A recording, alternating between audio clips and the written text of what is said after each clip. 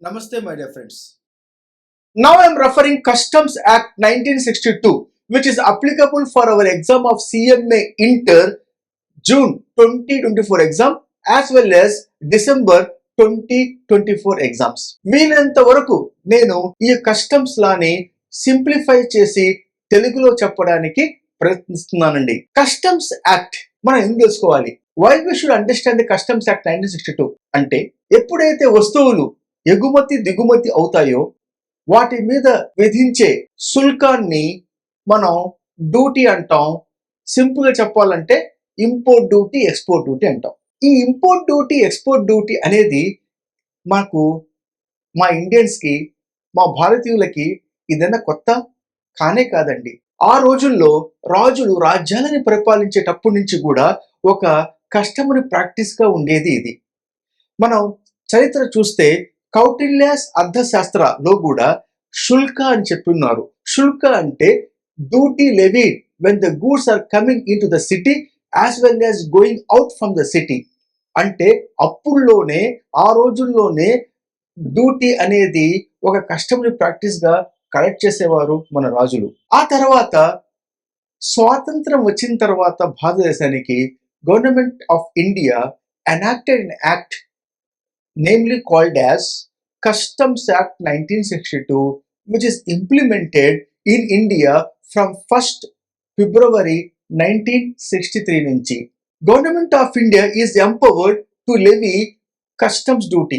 కేంద్ర ప్రభుత్వంలో పరిధిలో వచ్చేటువంటి పన్ను ఈ ఇంపోర్ట్ డ్యూటీ. కేంద్ర ప్రభుత్వానికి మాత్రమే అధికారం ఉంది డ్యూటీ ఇంపోజ్ చేయడానికి. As per the entry number 83 of the union list of 7th schedule of the Constitution of India very clearly given the power to impose the duty on import and export of goods by the government of India. మనం lesson number 1లో ఏం తెలుసుకోబోతున్నాం అంటే ముఖ్యంగా definitions మనం నేర్చుకోబోతున్నాం.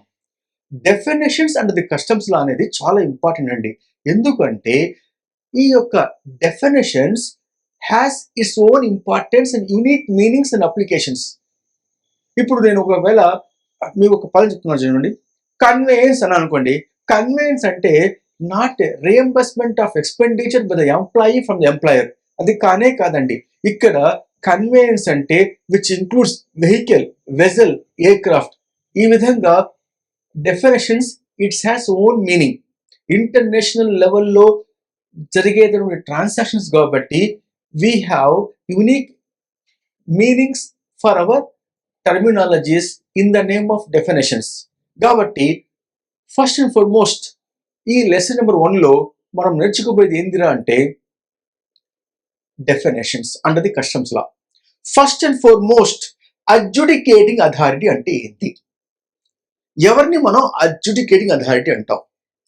Department officers of central of the customs law involved in day to day operations of the customs act to collect the duty and ensure that there won't be any revenue losses. అంటే customs act ని effective గా implement చేయడానికి ఇండియాలో work చేసేటటువంటి department officers ని మనం adjudicating authority అంటాం. ఎవరయ్యా వీళ్ళు అంటే superintendent of customs, further assistant commissioner, deputy commissioner of customs. ఇంకా ఫర్దర్ చూస్తే the joint commissioner of customs, additional commissioner of customs. ఆ పైన చూస్తే commissioner of customs, chief commissioner of customs. ఈ విధంగా కస్టమ్స్ హైరార్కీ మనం ఏమంటామంటే అడ్జుడికేటింగ్ అథారిటీ అంటాం. కానీ following authorities are not come under the adjudicating authority. వాళ్ళు ఎవరయ్యా అంటే, ఒకటి commissioner customs appeals. Commissioner appeals అనేటువంటి అధికారి జ్యుడిషియరీ కింద వస్తాడు కాబట్టి అడ్జుడికేటింగ్ అథారిటీ కింద వాళ్ళని మనం కన్సిడర్ చేయం. Commissioner appeals not a adjudicating authority. అదేవిధంగా tribunal, CESTAT, customs excise and service tax appellate tribunal కూడా అడ్జుడికేటింగ్ అథారిటీ కింద రాదండి. తర్వాత CBIC, central board of indirect taxes and customs కూడా is a governing body giving the directions to department officers what to do what not to do కాబట్టి CBIC కూడా adjudicating authority కింద రాదు. So further assessment అంటే ఏంది? Customs లాలో assessment అంటే ఏంది? Assessment which includes self assessment, reassessment, provisional assessment, final assessment, assessment where the duty may be nil, ఇవన్నీ కలిపి అసెస్మెంట్ అంటామండి. ఒక సింపుల్ ఎగ్జాంపుల్ చెప్పాలి అంటే సెల్ఫ్ అసెస్మెంట్ అంటే ఏంది? నేను వి ఆఫ్ విజయవాడ ఇంపోర్ట్ చేశాను గూడ్స్ ఫ్రమ్ థాయిలాండ్ నుంచి. ఆ గూడ్స్ వచ్చేసి కాకినాడ పోర్టుకి వచ్చాయండి. ఆ వస్తువుల వాల్యూ ఎంత అని చెప్పేసి నేను అరైవ్ చేశాను value. As per my valuation rules తీసుకుని I have been arrive the value. అలా వాల్యూ అరైవ్ చేసినప్పుడు నా లెక్క ప్రకారంగా ఒక 20 లక్షలు వచ్చాయండి వాల్యూ ఆఫ్ ద గూడ్స్. నేను డిపార్ట్మెంట్ చెప్తున్నాను, అయ్యా నేను ఇంపోర్ట్ చేశాను ఫ్రమ్ అదర్ కంట్రీ నుంచి, కాకినాడకి గూడ్స్ వచ్చి ఉన్నాయి, నా గూడ్స్ వాల్యూ వచ్చేసి 20 లక్షలు అండి అని నేను అన్నాను. డిపార్ట్మెంట్ వెరిఫై చేసింది, కరెక్టే నువ్వు చెప్పింది. అంటే నేను నా వస్తువుల వాల్యూని నేనే కనుక్కున్నాను, కనుక్కొని దాని మీద డ్యూటీ నేను కట్టడానికి పర్మిషన్ అడిగాను department of customs. Department of customs verify చేసింది, ఓకే నువ్వు వాల్యూ కరెక్ట్గా నువ్వు లెక్క వేసావయ్యా, తర్వాత డ్యూటీ కూడా కరెక్ట్గా నువ్వు కంప్లీట్ చేసుకున్నావు కాబట్టి నువ్వు డ్యూటీ కట్టు అని డిపార్ట్మెంట్ చెప్తుంది. అప్పుడు నా యొక్క సెల్ఫ్ అసెస్మెంట్ వచ్చేసి బికమ్ ఫైనల్ అయిపోయింది. అంటే it become a final assessment. కొన్ని సందర్భాలు ఏమవుతుంది అంటే ఇంపోర్ట్ చేశాను నేను గూడ్స్, నేను ఏం చెప్తున్నాను, 20 లక్షలు నా వాల్యూ ఆఫ్ ద గూడ్స్ అన్నాను. I import the goods which is there in the Kakinada port, కాబట్టి దాని యొక్క విలువ ఎంత అంటే 20 లక్షలు, దాని మీద డ్యూటీ కడతానని చెప్పాను నేను. డిపార్ట్మెంట్ వెరిఫై చేసింది, వాళ్ళకి ఆ యొక్క వాల్యుయేషన్ కరెక్ట్ అనిపించలే. అప్పుడు డిపార్ట్మెంట్ ఉంటుంది, అయ్యా నువ్వు వాల్యూ వేసినప్పుడు 20 లక్షలు వాల్యూ కరెక్ట్ కాదు, 30 లక్షలు దాని యొక్క వాల్యూ ఆఫ్ ద గూడ్స్ అని చెప్తుంది. అప్పుడు ఏమైంది, department is questioning the self assessment. అప్పుడు ఏమైపోయింది, self assessment when question by department became a reassessment. Department computing and saying that 30 లక్షలు ఈ వాల్యూ ఆఫ్ ఇంపోర్ట్ గూడ్స్ 20 లక్షలు కాదు అంటుంది. అప్పుడు ఇంపోర్టర్ అంటున్నాడు, ఓకే సార్ మీరు చెప్పింది కరెక్ట్ సార్, నేను ఒప్పుకుంటాను సార్, నేను తప్పు చేశాను sir, while computing the value I have been arrived under valued sir, కానీ మీరు చెప్పింది కరెక్ట్ సార్ అని చెప్పేసి importer agreed with the valuation of the department. అప్పుడు ఏమైపోతుంది, రీఅసెస్మెంట్ బికమ్ ఫైనల్ అసెస్మెంట్ అయిపోతుంది. అంటే assessment includes self assessment, reassessment and final assessment.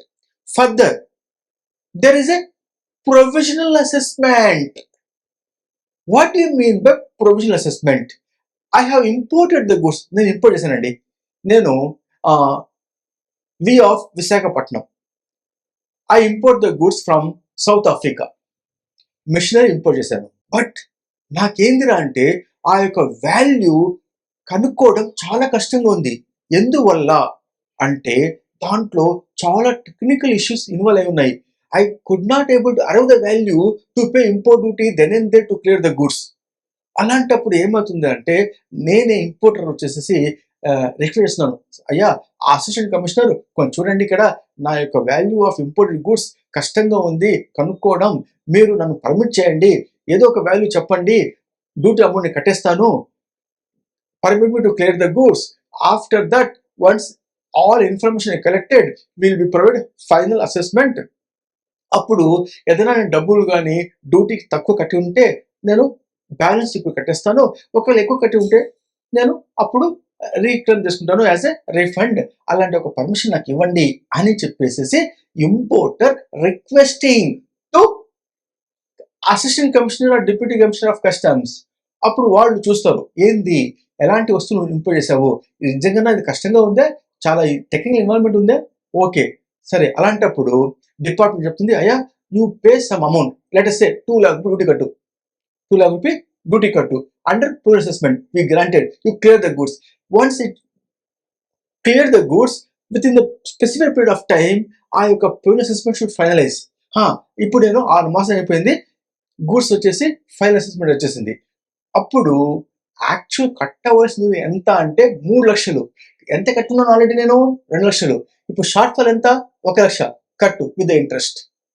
లేదు సార్ యాక్చువల్గా ద వాల్యూ ఆఫ్ గుడ్స్ తక్కువే సార్, దాని మీద డ్యూటీ కట్టవలసింది 1,50,000 సార్, కానీ నేను ఆల్రెడీ కట్టాను 1,50,000, 2 లక్షలు కట్టానండి, కాబట్టి 50,000 ఎక్స్ట్రా కట్టి ఉన్నాను, ఆ 50,000 నాకు ఇవ్వండి రిటర్న్ అని అడగవచ్చు. అలాంటి ఒక ఫెసిలిటీ అనేది ఈ యొక్క ప్రొవిజనల్ అసెస్మెంట్లో ఉంటుంది. Provisional assessment become final assessment with short fall paid department. లేదు, provisional assessment become final assessment with excess payment claim refund. అలాంటి ఫెసిలిటీని మనం ప్రొవిజనల్ అసెస్మెంట్ అంటాం. తర్వాత అసెస్మెంట్ ఇంక్లూడ్స్ ఏందిరా అంటే, assessment includes the value of the goods which is nil rate of duty. కూడా అసెస్మెంటే, export చేస్తాం goods. If you export the goods, what is going to be levy the duty? Nil rate of duty. అయినప్పటికీ కూడా ఎంత value of export goods నువ్వు చేసావు అని మనం కనుక్కోవాలి. ఎందువల్ల అంటే పోయిన క్వార్టర్లో నేను ఒక 30 లక్షలకి ఎక్స్పోర్ట్ చేశానండి. దాంట్లో నాకు 5-6 లక్షల రూపాయలు డ్యూటీ రావాలి. డ్యూటీ ఎట్లా వస్తుంది? ఎంత value of the goods export చేసావో దాని మీద ఒక పర్సంటేజ్ బేస్ చేసుకుని ఇస్తాను నీకు. అలాంటప్పుడు నేను ఎక్స్పోర్ట్ చేసిన గుడ్స్ డ్యూటీ నిల్ చెప్పేసి కనుక్కోకుండా ఉంటే then I cannot able to get the duty back. అలాంటప్పుడు కష్టం పోతుంది. కాబట్టి assessment includes the value on which duty may be nil. కాబట్టి వాట్ ఈస్ ద అసెస్మెంట్ అని అన్నప్పుడు ఈ యొక్క అన్ని పాయింట్లు వస్తాయి. Assessment includes self assessment, reassessment, provisional assessment, final assessment, further assessment where the duty may be nil. ఇవన్నీ కలిపితే అసెస్మెంట్ అంటాం మేము. అర్థమైందండి? Further we are referring only definitions in the lesson number 1 my dear friends for our CMA inter examination of June 2024 as well as December 2024 examination కోసం. తర్వాత conveyance అంటే ఏంది? ఇప్పుడు చెప్పాను ఇందాక కూడా మీకు. కన్వేయన్స్ అంటే మన కస్టమ్స్ లాలో క్లియర్గా చెప్పుకున్నారు, which includes vehicle, vessel, aircraft. ఫర్దర్గా కోస్టల్ గూడ్స్ అంటే ఏంది? Coastal goods absolute not imported goods. Coastal goods are those goods which are transporting from a port in India to a port within India without payment of any import duty. ఎందుకంటే ఇక్కడ import of goods, export of goods కాలేదు. Import good కాలేదు, export of goods కాలేదు. ఇప్పుడు example అయ్యా, Chennai port నుంచి గూడ్స్ని విశాఖపట్నం పోర్ట్కి పంపిస్తున్నాం మేము ఒక షిప్లో. చెన్నై పోర్ట్ ఎక్కడ ఉంది? ఇండియాలోనే ఉంది. విశాఖపట్నం కూడా ఇండియాలోనే ఉంది. అంటే ఒక పోర్ట్ నుంచి ఇంకో పోర్ట్కి గూడ్స్ని మనం పంపిస్తుంటే దాన్ని మనం కోస్టల్ గూడ్స్ అంటాం, which is never going to attract import duty. Further customs area అంటే ఏంది? కస్టమ్స్ ఏరియా అంటే ఎగుమతి దిగుమతుల వస్తువులని టెంపరీగా ఒక చోట పెడతాం కదా, వాటిని కస్టమ్స్ ఏరియా అంటాం. అంటే export of goods, import of goods permitted at a place is called customs area. Further which includes sea customs, air customs, land customs. Sea port, airport, land port, ఇవన్నీ కూడా కస్టమ్స్ ఏరియా అని అంటాం. Further డ్యూటీయబుల్ goods అంటే ఏంది? Dutiable goods అంటే the duty can be levied on the goods when import or export. నువ్వు ఎగుమతులు దిగుమతులు చేసినప్పుడు దాని మీద పడేటువంటి డ్యూటీనే డ్యూటీయబుల్ గూడ్స్ అంటాం. ఫర్దర్ ఎంట్రీ కూడా క్లియర్లీ డిఫైన్డ్ అనేది కస్టమ్స్ లా. ఎంట్రీ అంటే ఏంది? Entry made in the bill of entry, entry made in the shipping bill, entry made in the bill of export. Sir ఏంది సార్ ఇవన్నీ మాకు అర్థం కావడం లేదు సార్. బిల్ ఆఫ్ ఎంట్రీ అంటే ఏంది? షిప్పింగ్ బిల్ అంటే ఏంది? బిల్ ఆఫ్ ఎక్స్పోర్ట్ అంటే ఏంది? సింపుల్ అయ్యా. బిల్ ఆఫ్ ఎంట్రీ అనేది చాలా చాలా సింపుల్. ఇప్పుడు నేను ఇంపోర్ట్ చేశాను గూడ్స్, నేను ఇంపోర్టర్ని. ఆ గూడ్స్ వచ్చేసి అజ్యూమ్ కేమ్ టు చెన్నై పోర్ట్కి నేను ఇంపోర్ట్ చేసిన గూడ్స్ వచ్చాయి. నేను ఇంపోర్టర్ అని ఎట్లా తెలుస్తుంది department of కస్టమ్స్కి?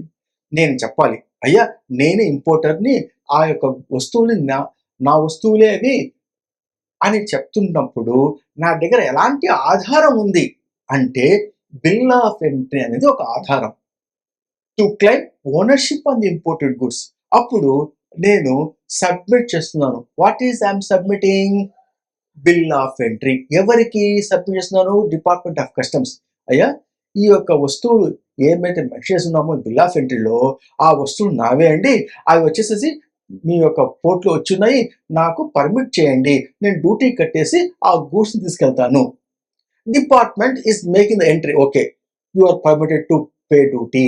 So bill of entry made an entry to clear the goods or to make the payment for the goods is called as entry.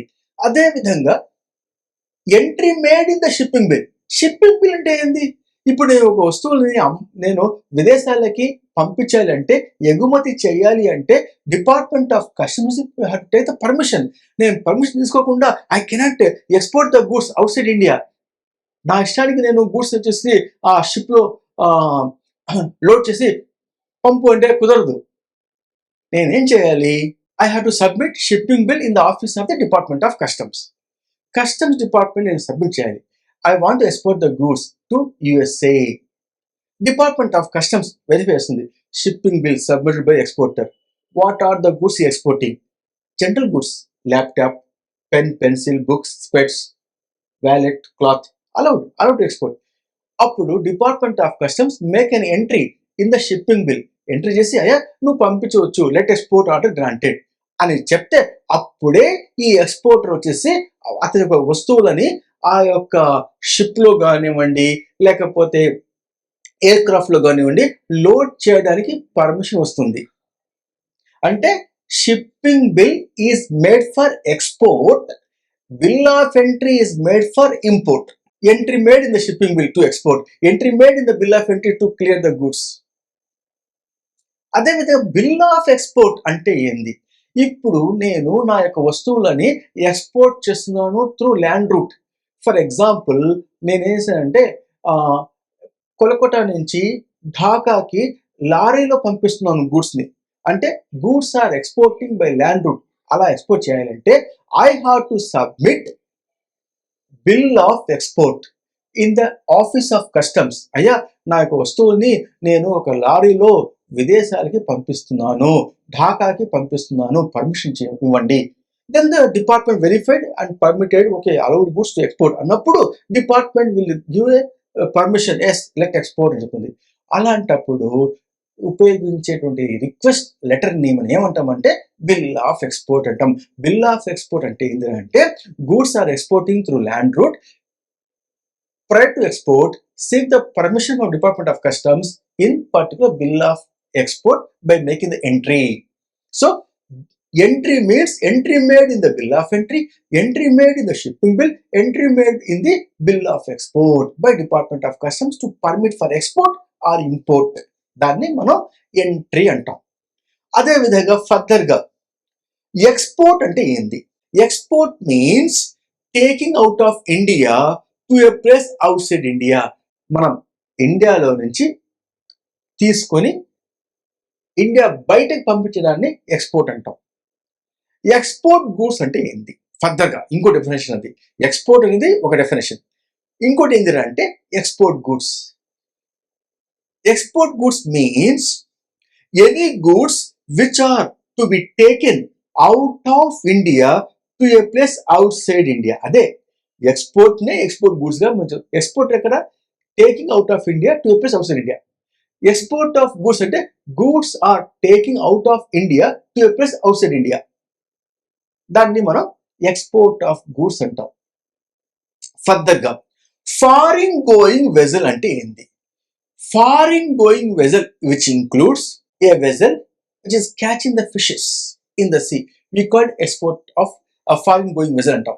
అదే విధంగా a vessel which is carrying out drilling operations beyond 12 nautical miles from the baseline, then that particular vessel, that may be Indian vessel, it may be foreign vessel, we call foreign going vessel. Further, any vessel which is going outside India from India for any purpose, whatever it may be the reason, we called as foreign going vessel.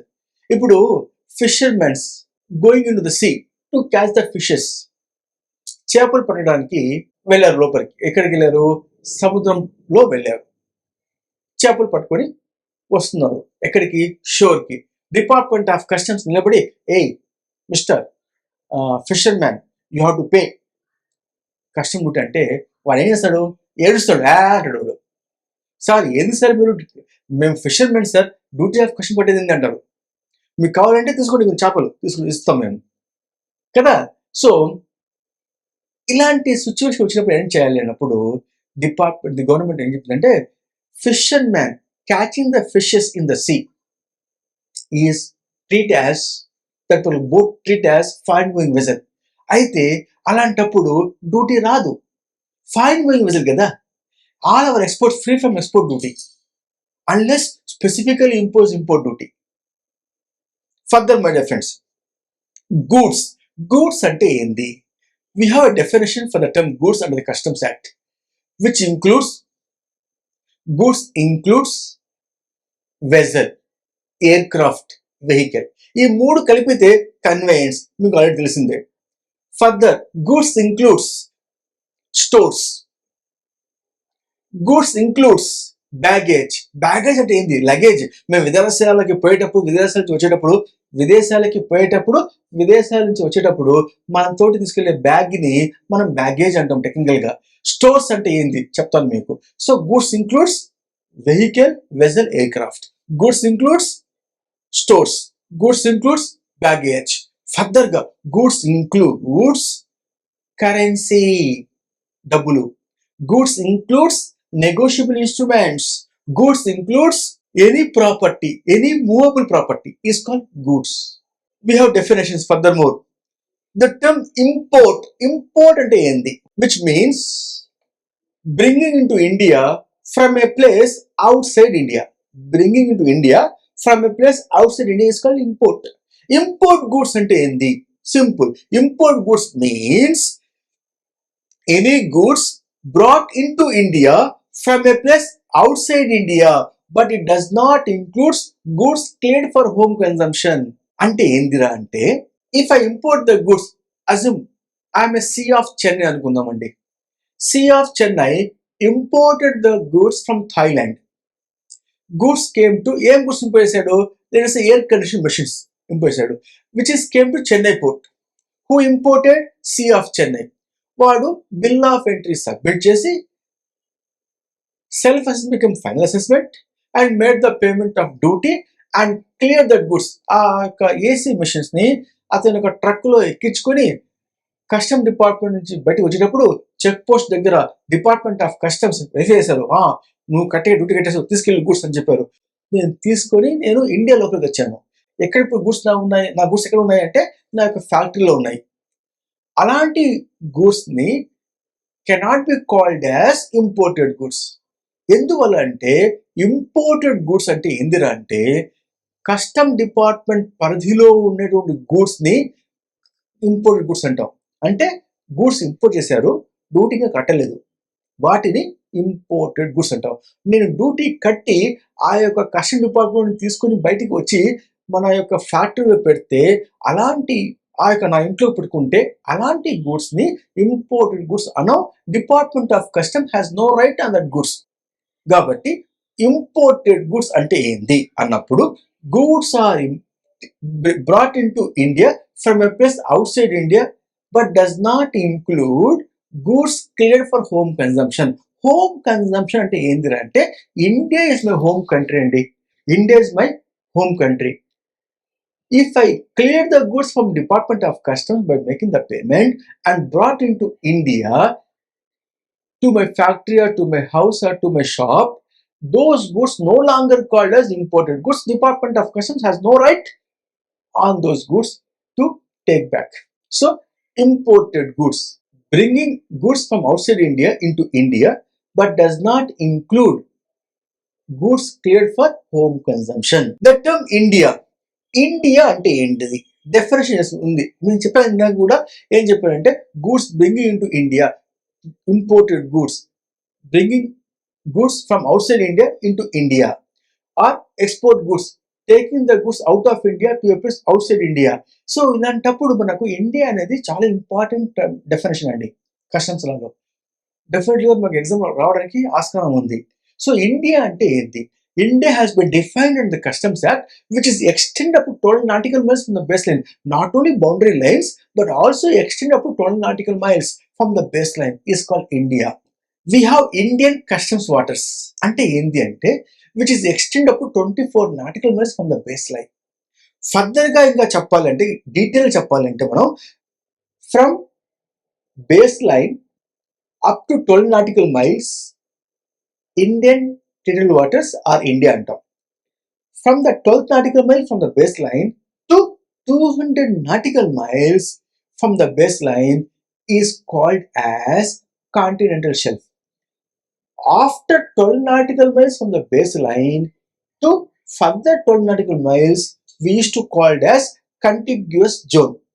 అదే విధంగా from 12th nautical mile from the baseline to 200 nautical miles from the baseline, we used to call as exclusive economic zone. Beyond 200 nautical miles from the baseline, we used to call it as high sea. దీనివల్ల మనకు ఏంది importance అంటే చూడండి, ఇప్పుడు మీకు ఇక్కడ suppose నాకు ఒక ఆయిల్ రిగ్ ఉందండి. నేను వచ్చేసి రిలయన్స్ పవర్ సెక్టర్, నాకు ఒక ఆయిల్ రిగ్ ఉంది. ఎక్కడ ఉంది అంటే in exclusive economic zone with in 200 nautical miles from the base line. ఒకవేళ అక్కడి నుంచి ఆ గ్యాస్ని ప్రొడ్యూస్ చేసి ఇండియా తీసుకొస్తే ఇంపోర్ట్ గుడ్స్ అన్నారు. ఎందుకంటే up to 200 nautical miles from the baseline, we wholly called as deemed territory of India. Up to 200 nautical miles also is form part of India, which is deemed territory of India. Beyond 200 nautical miles, దాన్ని మనం high see అంటాం కదా, అది వచ్చేసేసి ఇండియాకి మాత్రమే కాదు, all countries has equal rights in that particular high seas. ఒకవేళ నేను కానీ నా యొక్క వస్తువుల్ని హై సీస్ దగ్గర నుంచి తీసుకొని ఇండియాకి వస్తే అప్పుడు అది వచ్చేసి ఇంపోర్ట్ ఆఫ్ గుడ్స్ అంటాం. Or goods taken from India to a place of high seas, అప్పుడు ఎక్స్పోర్ట్ అంటాం. Further my dear friends, India చెప్పాను నేను గూడ్స్ ఇంక్లూడ్స్ స్టోర్స్ అన్నాను కదా. స్టోర్స్ అంటే ఏంది? We have separate definition. Fuel, spare parts or any other foodstuff which may be used with immediate effect or later as the case may be. ఏంటి ఇది అంటే ఇప్పుడు మనకు ఎగ్జాంపుల్ చెప్పండి చూడండి. Goods are sailing now in a vessel. ఎక్కడి నుంచి? South Africa నుంచి మన విశాఖపట్నానికి గూడ్స్ వస్తున్నాయి. దేంట్లో? షిప్లో వస్తున్నాయి. సౌత్ ఆఫ్రికా నుంచి విశాఖపట్నానికి గూడ్స్ రావాలి అంటే షిప్లో దాదాపుగా 30 నుంచి 45 రోజులు పడుతుంది. అంత ఈజీగా రాదు కదా. కొన్నిసార్లు అది కూడా ఎక్కువ పోతుంది, వెదర్ కండిషన్ బాగా లేకపోతే it takes more than 45 days కూడా అవుతుంది. సో ఇప్పుడు ఈ వెజల్ వచ్చేసేసి sailing from South Africa to Visakhapatnam. మార్గ మధ్యంలో ఓషన్, అది ఫ్యూయల్ అయిపోయింది. పక్కన ఎక్కడైనా షాపులు ఉంటాయా? బంక్ ఏదన్నా ఏది ఇండియన్ ఆయిల్ అని చెప్పేసి ఆ భారత్ పెట్రోలియం పోయేసి ఫిల్ చేసుకోవడానికి, అది ఓషన్. ఎక్కడ మీకు షాపులు ఉండవు. క్రూ మెంబర్స్ అంటే ఆ యొక్క పడవలో ప్రయాణించేటువంటి టెక్నీషియన్స్ కానివ్వండి, ఆ pilot, master of the vessel కానివ్వండి, ఆ యొక్క స్టాఫ్, వాళ్ళకి ఫుడ్ కావాలి. పక్కన రెస్టారెంట్ ఉందా?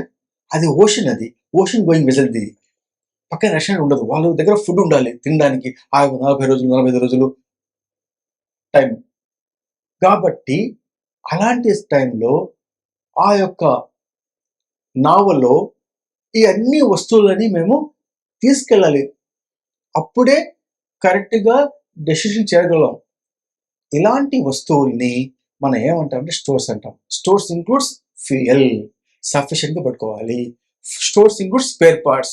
ఏదైనా రిపేర్ అయితే టెక్నీషియన్స్ ఆ యొక్క నావని ఈజీగా రిపేర్ చేయవచ్చు. అదేవిధంగా ఆ యొక్క షిప్లోనే మనం సఫిషియెంట్ ఫుడ్ ఒక 40 రోజులకి 45 రోజులకి 50 రోజులకి సరిపడా ఫుడ్ పట్టుకోవాలి.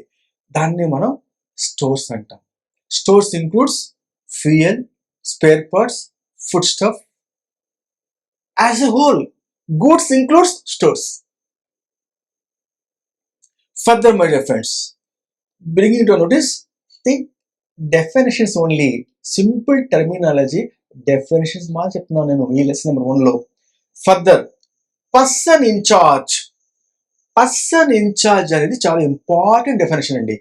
ఎందుకురా అంటే, when the goods are imported through sea in a vessel, who is the in charge of the vessel? Master.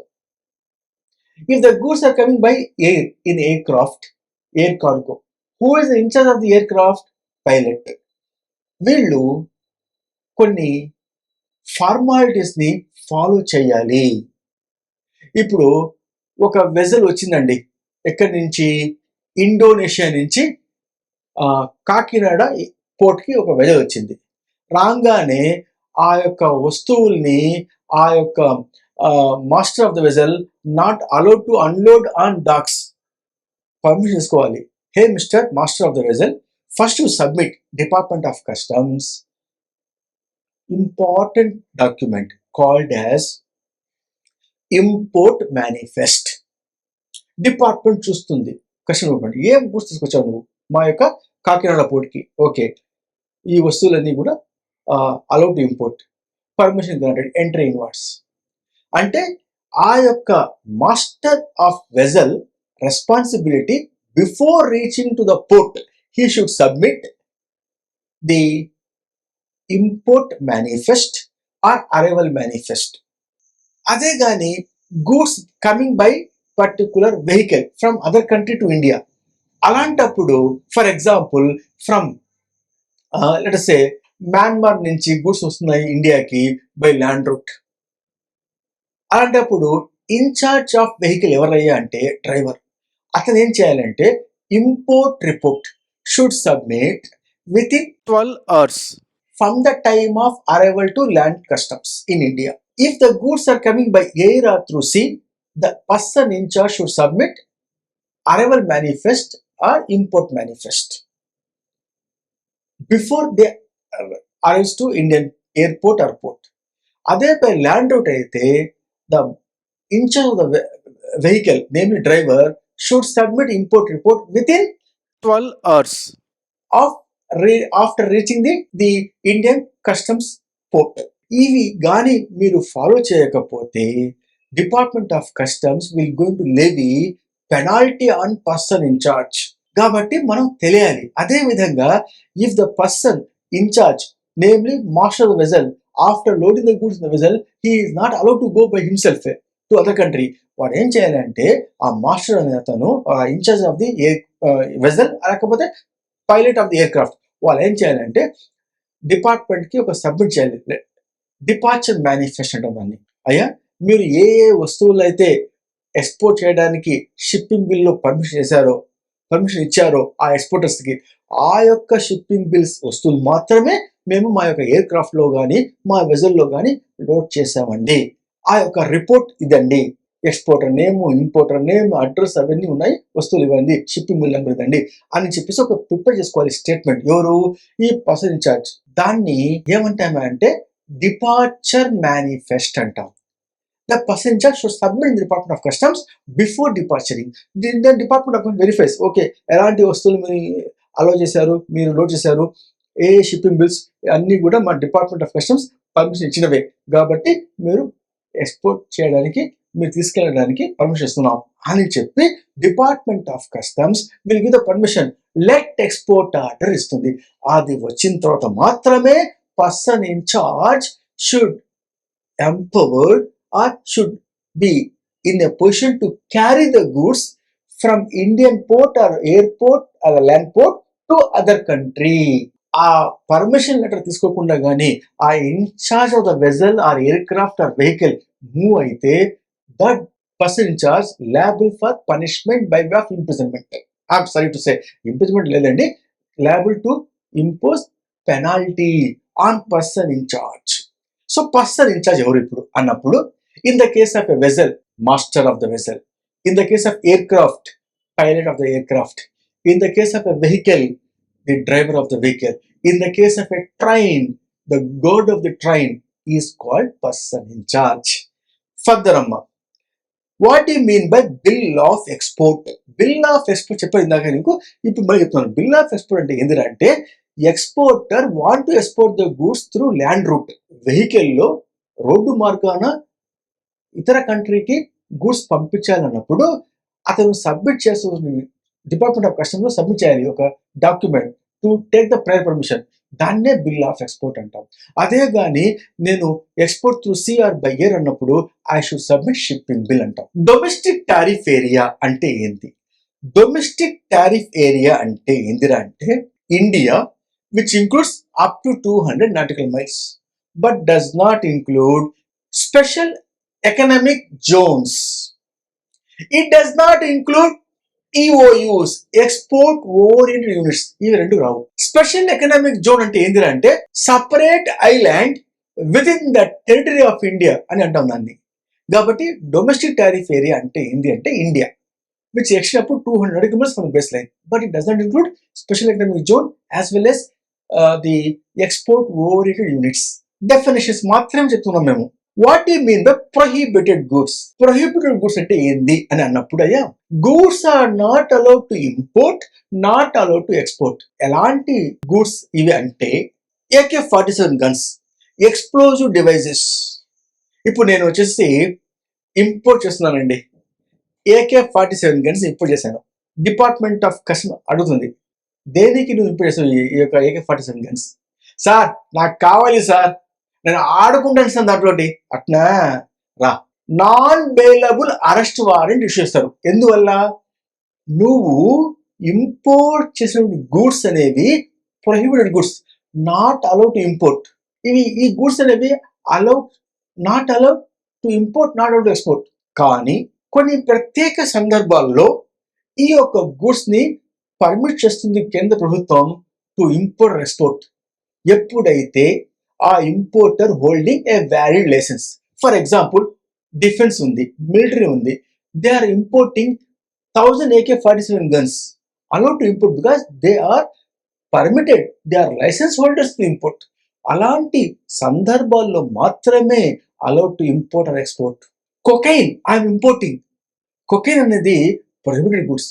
కానీ నేను వచ్చేసి మెడిసిన్ మ్యానుఫ్యాక్చరర్, దాంట్లో కొకైన్ అనేది ఒక one of the element to cure a particular disease. అలాంటప్పుడు I should obtain prior licence from department of customs, then I can import. అంటే అనుమతి ఉంటే మాత్రమే you have to allow to import or export. అలా లేకపోతే not at all allow to import or export. దాన్ని మనం ఏమంటామా అంటే ప్రొహిబిటెడ్ గూడ్స్ అంటాం. Further my dear friends, transit goods అంటే ఏంది?